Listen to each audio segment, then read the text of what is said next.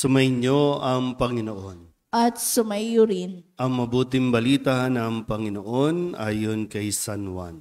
Papuri sa iyo, Panginoon. Noong panahong iyon, sinabi ni Jesus sa mga tao, "Walang makalalapit sa akin, malibang dalhin siya ng amang nagsugo sa akin. At ang lalapit sa akin ay muli kong bubuhayin sa huling araw." Nasusulat sa aklat ng mga propeta, at silang lahat ay tuturuan ng Diyos. Ang bawat nakikinig sa Ama at natututo ay lalapit sa akin. Hindi ito nangangahulugang may nakakita na sa Ama. Yaong nagmula sa Diyos ang tanging nakakita sa Ama. Sinasabi ko sa inyo, ang nananalig sa akin ay may buhay na walang hanggan. Ako ang pagkaing nagbibigay buhay. Kumain ng mana ang inyong mga ninuno nang sila'y nasa ilang. Gayunmay namatay sila. Ngunit ang sinumang kumain ng pagkaing bumaba mula sa langit ay hindi mamamatay. Ako ang pagkaing nagbibigay buhay na bumaba mula sa langit.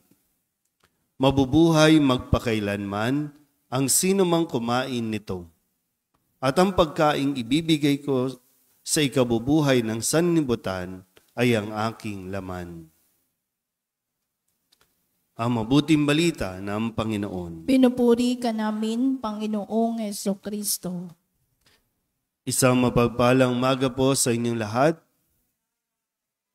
Ngayon po ay Huwebes sa 3 linggo ng Pasko ng Pagkabuhay.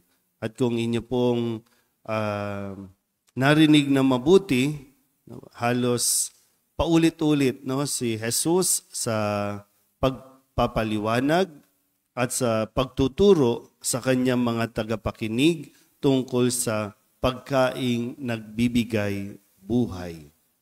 Ako ang pagkaing nagbibigay ng buhay, ang aking laman ang pagkain. Ang sino mang kumain nito ay may buhay na walang hanggan. Pero kahit minsan, kung mapapansin niyo po, kahit paulit-ulit, minsan, hindi natin na-absorb yung sinasabi ni Jesus. Hindi pumapasok sa isipan natin. Isang dahilan ay, sabi nga po, kung hindi niloloob ng Diyos na marinig natin, makilala natin ang sinasabi mismo ni Kristo, medyo matatagalan talaga tayo.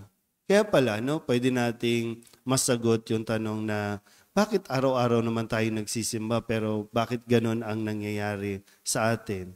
Sinasabi ng mga iba sa labas, bakit ganon? Araw-araw ka naman nagsiserve, araw-araw ka nagsisimba, pero bakit pangit ang ugali natin? Bakit parang walang nagbabago? May ganong aspeto, So isang pwede natin makita, talaga bang na-absorb natin yung sinasabi dito? At talaga bang pumapasok na sa atin yung tinatanggap natin araw-araw na katawan ni Kristo? Gaya nga po ng sinasabi, kung ano ang madalas nating kinakain, yun tayo nagiging.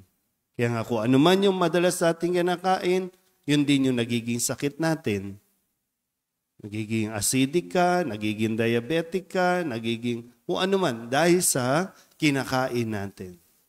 So kung ninanamnam natin ang pagkaing binibigay ni Jesus sa bawat pagdalo natin sa misa, hindi lang yung salita, mismong katawan niya, yung sa anyo ng tinapay, kung ito ay lagi natin kakainin din, makukuha natin yung vitamina, makukuha natin yung sustansya, doon pa lang siguro talaga mangyayari yung pagbabago. Sabi nga, ulitin ko, we become what we eat. So, minsan nai-iskandalo tayo kasi kahit na ilang taon na tayong nagsisimba, pero ugali natin medyo kinaiinisan pa rin ng mga taong nakakasalamuhan natin, lalo na ng mga taong hindi nagsisimba. Masigit kasi yung inaasahan na ang mga taong nagsisimba mas magiging malusog sa kanilang pong buhay espiritual. Kapag malusog ang buhay espiritual, nagiging maganda rin ang pag-uugali. Nagiging maayos din ang pakikitungo sa kapwa. At yun ang magdadala sa atin sa buhay na walang hanggan. Kung si Kristo na nag-alay ng kanyang sariling laman at dugo, ay talagang papasok sa ating katawan, hindi imposibleng makarating tayo sa buhay na walang hanggan. Amen?